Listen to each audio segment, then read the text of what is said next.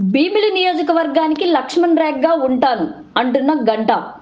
భీమిలి నియోజకవర్గంలో అన్నవరం గ్రామంలో అంగరంగ వైభవంగా జరిగిన విజయోత్సవ సభలో ఎమ్మెల్యే గంటా శ్రీనివాసరావు పాల్గొన్నారు.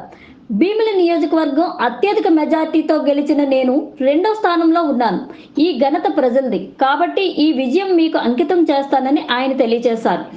భీమిలి అభివృద్ధికే కాదు, నా వాళ్లకు ఏ సమస్య వచ్చినా లక్ష్మణ్ రేఖలా నిలబడతా అని భీమిలి ఎమ్మెల్యే గంటా శ్రీనివాసరావు తెలియజేశారు. ఈ సందర్భంగా జరిగిన ర్యాలీలో ఆయన మాట్లాడుతూ తాను ముందు నుంచే అడుగుతున్న విధంగా రాష్ట్రం మొత్తం రీసౌండ్ ఇచ్చేలా 92,401 ఓటు మెజార్టీతో ఇచ్చిన భీమిలి ప్రజలకు జీవితాంతం రుణపడి ఉంటానని ఆయన తెలియజేశారు. తిరుగులేని నా విజయాన్ని భీమిలి ప్రజలకు అంకితం చేస్తున్నానని పేర్కొన్నారు. గత 5 ఏళ్లుగా పార్టీ కార్యకర్తలు ఎన్ని కష్టాలు పడ్డారో తనకి తెలుసునని, మేం టీడీపీ కార్యకర్తలమని కాలర్ ఎగరవేసుకొని తిరగండి అని తెలియజేశారు. ఎన్నిక ప్రచారంలో హామీ ఇచ్చిన అన్ని అభివృద్ధి పనులు పూర్తి చేస్తానని ప్రకటించారు. ఈ కార్యక్రమంలో గంటా రవితేజ, భీమిలి పార్టీ అధ్యక్షుడు డిఏఎన్ రాజు, బీజేపీ భీమిలి ఇన్ఛార్జ్ రామానాయుడు, లక్ష్మణ్, పరశురాం తదితరులు పాల్గొన్నారు. ముందుగా ఆపండి. ఏదైతే మొన్న జరిగిన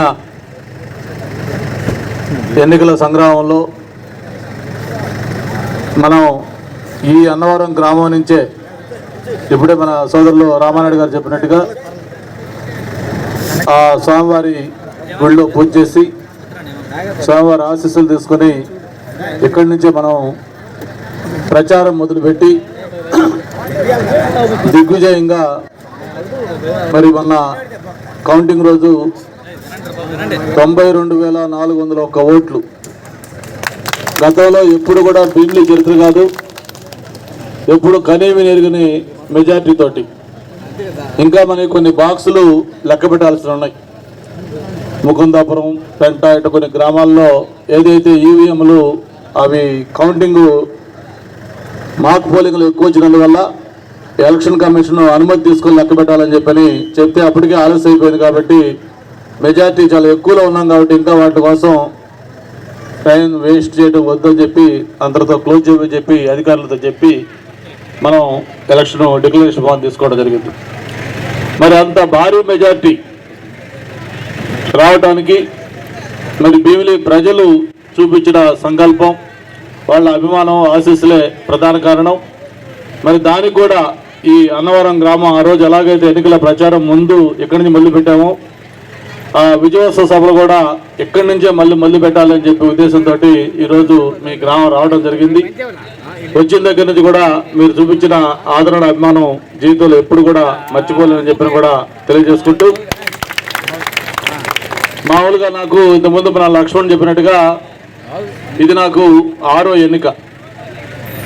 6 ఎన్నికల్లో కూడా గతంలో ముందు 1999లో అనకాపల్లి ఎంపీగా ఆ రోజు అక్కడ గెలవటం, ఆ తర్వాత 2004లో చోడవరం ఎమ్మెల్యే, 2009లో అనకాపల్లి ఎమ్మెల్యేగా, అలాగే 2014 మన భీమిలి నుంచి ఎమ్మెల్యేగా గెలవటం, మళ్ళా 19లో విశాఖపట్నం నార్త్ నుంచి గెలిచాం.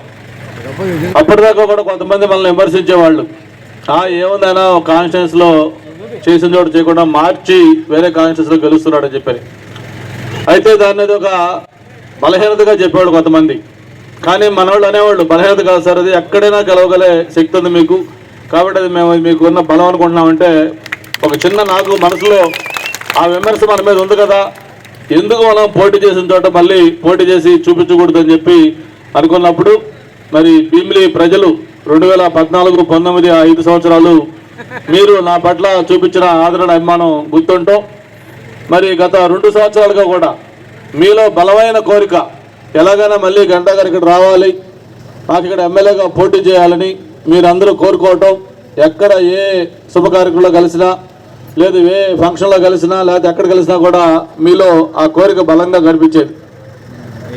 మనసులో చాలా గట్టి సంకల్పంతో మీరు అందరూ కూడా ఆ రోజు కోరుకున్నారు. అది నాకు కూడా అర్థమైన తర్వాతే ఏదైతే మన ప్రీతం నాయకులు చంద్రబాబు నాయుడు గారు మన ఎన్నికల సమయంలో మొట్టమొదటి లిస్టు తయారు చేస్తూ ఫస్ట్ లిస్ట్ అనౌన్స్ చేస్తూ ఉన్నారు.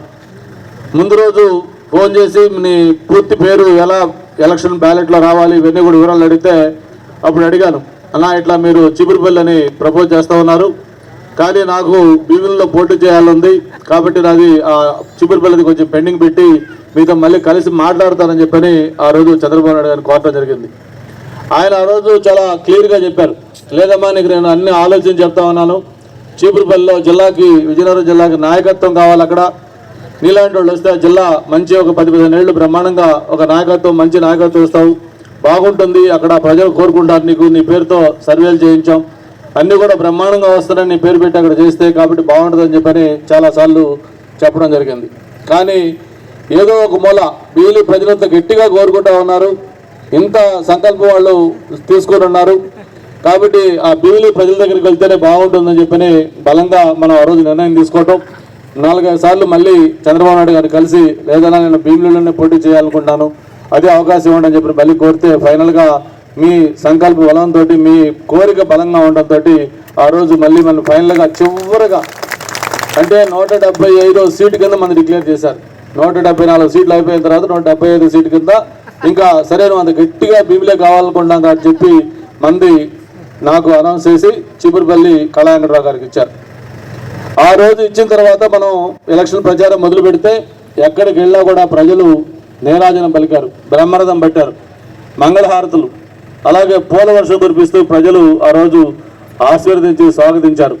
ఆ రోజు చెప్పాం మనం ఈ ఎన్నిక కేవలం మెజారిటీ గురించి తప్ప గెలుపోటకుల గురించి కాదు. ఎప్పుడైతే మన క్యాండిడేట్ డిక్లేర్ అయిందో ఆ రోజే మన ఎలక్షన్ గెలిచేసాం, కేవలం మెజారిటీ గురించి ఎలక్షన్ చేస్తున్నాం అని చెప్పని మనం ఆ రోజు చెప్పుకోవడం జరిగింది.